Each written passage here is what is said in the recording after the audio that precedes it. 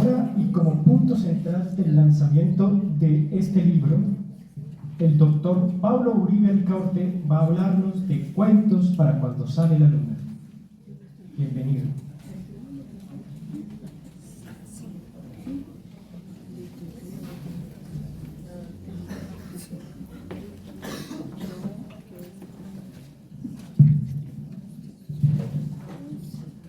Muy buenas noches a la Junta Directiva representada por Linda Salamanca, Alicia Cabrera y Leonor Riveros, por supuesto todos los presentes aquí, los estudiantes, el doctor José María Obando, la doctora Azucena también, bueno, en fin, todos las personas allegadas a mí, amigos,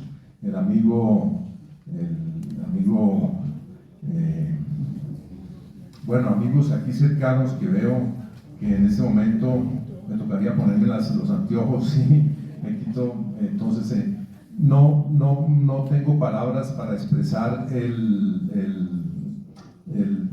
sentimiento que en este momento me embarga, pero quiero expresarles a ustedes el agradecimiento, en especial a Álvaro. Le digo que estoy muy agradecido por esas palabras tan elocuentes que me llenan de orgullo y enaltecen mi alma de felicidad, Álvaro. Tu amistad es el regocijo y el alimento de mi espíritu al sentir tu completa presentación a mi libro de cuentos para cuando sale el sol. Muchas gracias, Álvaro. Un aplauso.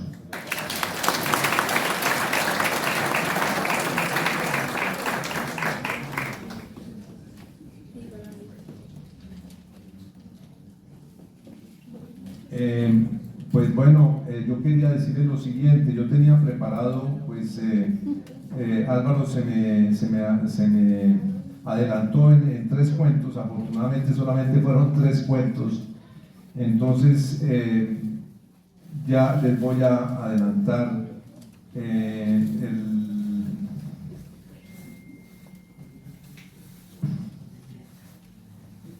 Resulta muy grato compartir con ustedes este ramillete de 13 cuentos que la editorial Ibáñez tuvo la gentileza de publicarme en esta oportunidad.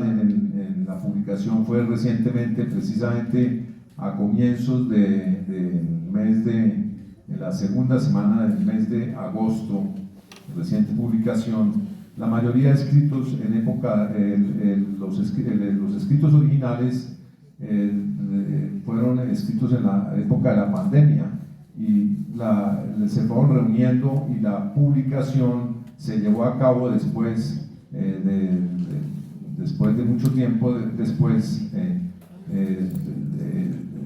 de 3 años y de labor, 3 años y medio de labor consecutiva con la escritura creativa, y fui reuniendo esos 13 cuentos y se los entregué a la editorial Ibáñez y salieron a luz. Significan para mí la continuación de un trabajo constante con la escritura creativa que venía desde el anterior libro titulado, que para muchos es conocido, muchos de los estudiantes lo conocen, Cuentos para cuando sale el sol. A continuación haré un bosquejo de cada uno de ellos, pues pasando ya de los 3 primeros cuentos, de los cuales ya mencionó nuestro querido amigo Álvaro León, el del camarón, el del colapso cibernético, con amigos así, ¿para qué enemigos? Esos 2 cuentos. Empezaré con el del cuento, el cuarto cuento que aparece en el libro, que se titula El castigo. El castigo es la maquinación de un joven muchacho que, al descubrir su origen humilde, resuelve tomar venganza de su padre por el maltrato infligido a su progenitora. El quinto cuento, El chantaje, se resume en la presión que recibe Wenceslao por una empleada doméstica que le trabajó y la cual lo chantajea exigiéndole cuantiosas sumas de dinero. Al final, Wenceslao logra huir hacia México con su mujer, no sin antes sentir el peso de su conciencia por el crimen cometido. Sexto, La isla de las Nereidas. Es el único cuento de carácter mitológico y fantástico que narra las aventuras de 5 nereidas, sus padres y los argonautas, en torno al acoso de las amazonas y los centauros. Séptimo, Las oportunidades las pintan calvas. Como el personaje principal se ve envuelto en situaciones inesperadas al descubrir que comparte la ganancia de una... Las oportunidades las pintan calvas. Como se encuentran en situaciones inesperadas al descubrir que comparte la ganancia de una fracción de la lotería con una de sus clientes de la sastrería donde trabaja. Octavo, No todo lo que brilla es oro. Narra el paseo del abuelo y su nieta a las playas de Aruba y cómo el abuelo termina siendo secuestrado. Finalmente, la nieta recibe una gargantilla que parece ser de oro, pero no lo es. Estos son simplemente la síntesis de aspectos del argumento, no es en total el argumento, sino simplemente, digamos, los bosquejos del argumento, porque me alargaría mucho diciendo todo el argumento en general, son, digamos, los detallitos del argumento. Un ligero desliz, su argumento básico es el cambiazo de bebés en un hospital. Décimo, una propuesta original. El protagonista le propone a su novia casarse con ella sumergido en las profundidades oceánicas sin saber las consecuencias fatales al correr dicho riesgo. 11, Y dale con la misma cantaleta. Es un cuento que pretende ser una parodia de la época de la pandemia. Su madre no deja de repetirle a su hijo el mismo estribillo en época del prismavirus, que así se denomina la pandemia que aparece reflejada en este relato. Atrapados en la jungla, una familia se pierde en la selva del Putumayo por fallas mecánicas del vehículo que los transporta. Cuenta todas las peripecias que viven hasta el momento en que son rescatados. Y por último, La mano lisa describe el hurto de la famosa obra de arte La Mona Lisa de Leonardo da Vinci con los nombres de personajes reales. La historia es en un 70% ficticio y en un 30% real en cuanto a la narración del hurto en sí, los nombres de los personajes, los lugares, las fechas y la referencia de la obra de arte, el museo y su autor Leonardo da Vinci. Me faltó pues también hacer un acto de un reconocimiento, un agradecimiento a Mario, el que nos está dirigiendo la locución, también por las palabras que ha tenido la dirección. Bueno, voy a seguir entonces con algunas partes de poemas que están dentro de mis cuentos que quiero compartir con ustedes. En el cuento de Camarón que se duerme, se lo lleva a la corriente, van a encontrar el siguiente poema, que dice así: se detendrá el curso de los ríos y los mares, se oscurecerá la brillantez de los astros en el cielo, se apagará el color del arco iris perdido en la alborada, se confundirá la luz del alba con la sombra del crepúsculo, se hundirá la noche en el abismo de la nada, se perderá mi alma en la infinita extensión del universo. Navegará mi cuerpo hasta el confín del misterioso océano, se elevará mi canto hasta el coro de los ángeles eternos, morirá el cáliz de una rosa encendida por la aurora, se calmará mi sed con la embriagante ambrosía de las ninfas, se dormirá el vuelo de una alondra perdida en el desierto, y crecerá entre mis manos el suspiro de la nieve. Todo esto pasará, amor, divino amor, presencia de Dios en este mundo, pero nunca se podrá apagar el amor que siento por ti, como hondero que defiende tu cándida ternura.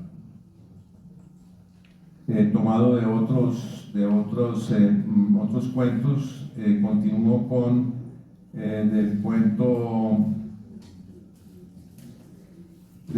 No todo lo que brilla solo. Dice, el poema dice así: he visto en tus ojos la clara sombra de la luna, he querido aprisionar tus palabras con lirios que sugieran noches boreales, he sentido en tus palabras la presencia de un ángel que juega a ser alondra, le he sonreído a tu alma para rescatar tus nobles pensamientos, y después de todo he sabido que eres la razón de ser de mi existencia, unida por siempre a mi canto alegre de esperanza.